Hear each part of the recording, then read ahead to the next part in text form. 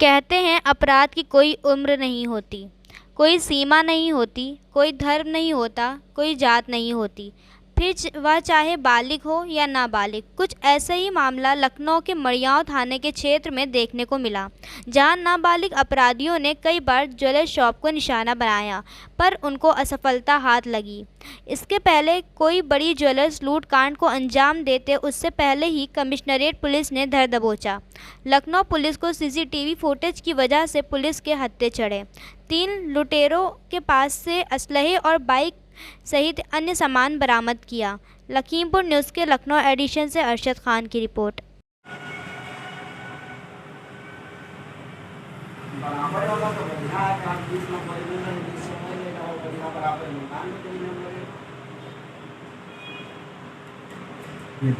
अब यहाँ से रिकॉर्डिंग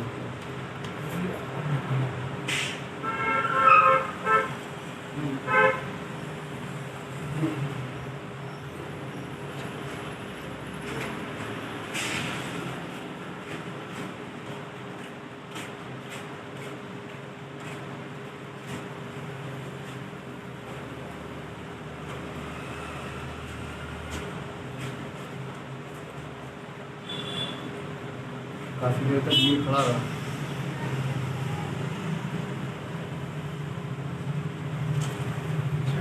हाँ वापस पीछे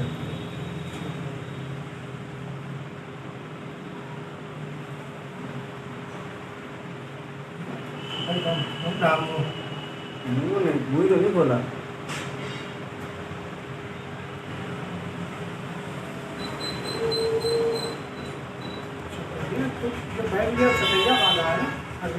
हाँ ये यही छोटी वाले ने मेरे को शक है, इसको देखा मतलब मार्केट एड्रेस में कहीं ऐसे नजर पड़ी होगी।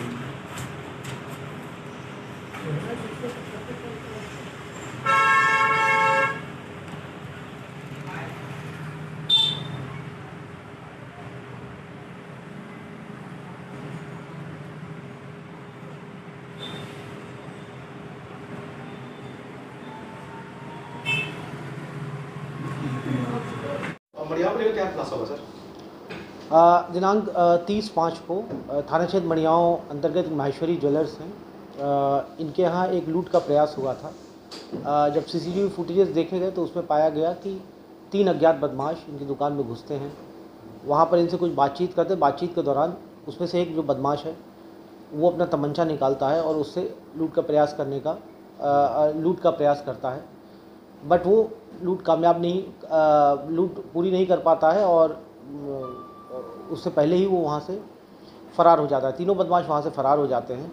जब वहाँ का सीसीटीवी फुटेजेस देखा गया और उसका अवलोकन किया गया, उसके बाद जो हमारी क्राइम टीम थी और थाना स्थानीय की जो क्राइम टीम थी वो लगातार इन लोगों की शनाख्त के लिए लगी हुई थी, प्रयास में लगी हुई थी और फलस्वरूप ये जो तीनों अज्ञात बदमाश थे इनकी शनाख्त कर इनकी गिरफ्तारी की गई है। ये तीनों बाल अपचारी हैं, इसमें से 2 खदरा का रहने वाले हैं और एक मड़ियाँव का रहने वाला है।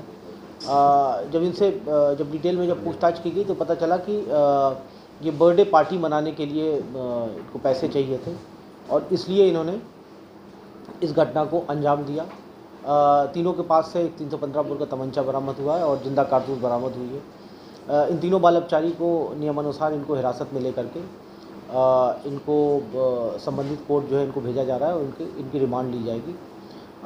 जो इसमें धमकी वाला मामला था, जब ये ज्वेलर की शॉप में घुसते हैं तो उस तमंचे की धौंस देते हुए उसको जान से मारने की धमकी देते हैं। इस बाबत थाना मड़ियाँव में एक अभियोग पंजीकृत किया गया था, उसका भी अनावरण हुआ है। और ये जो तीनों व्यक्ति थे, तीनों ने 2 ने मास्क लगाया हुआ था और एक ने गमछा बांधा हुआ था, इनको भी पुलिस ने नियमानुसार हिरासत में लिया है। तीनों बाल अपचारी हैं, इसलिए इनके नाम डाइवर्ट नहीं किए सकते। इनको तीनों को गिरफ्तार करके संबंधित न्यायालय के समक्ष उपस्थित किया जा रहा है।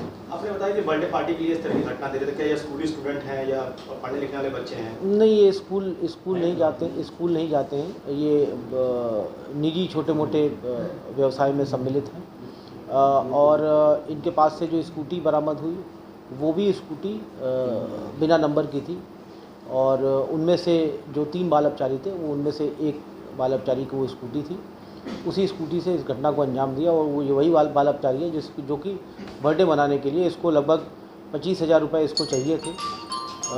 और इसी कारण से इसने, गौरतलब ये है कि इसने एक बार इससे पहले भी एक प्रयास किया था, बट क्योंकि इसका चेहरा वहाँ पर बेनकाब हो गया था, इसलिए इसको डर लगा कि ये फुटेज में आ जाएगा, और फिर वहाँ पर इसने इस घटना को अंजाम नहीं दिया। तो ये 2 कंसेक्यूटिव इसने प्रयास किए थे। पहली जगह प्रयास किया तो कामयाब नहीं रहा, दूसरी जगह पर भी ये कामयाब नहीं रहा। और इसमें बट इनका इंटेंशन जो है वो, क्योंकि असलहे के साथ थे, इनका इंटेंशन ज्वेलरी शॉप की लूट का ही था। असले कहाँ से बरामद हुआ सर?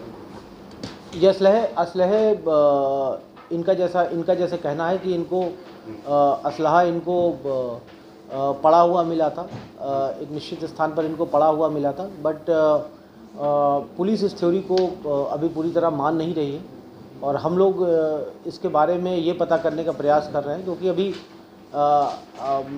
अभी जस्ट प्रिलिमिनरी इंक्वायरी ही हम कर पाए हैं। इनका अभी बहुत आपराधिक इतिहास भी अगर कोई है वो भी हमें पूरा हमारे संज्ञान में नहीं है।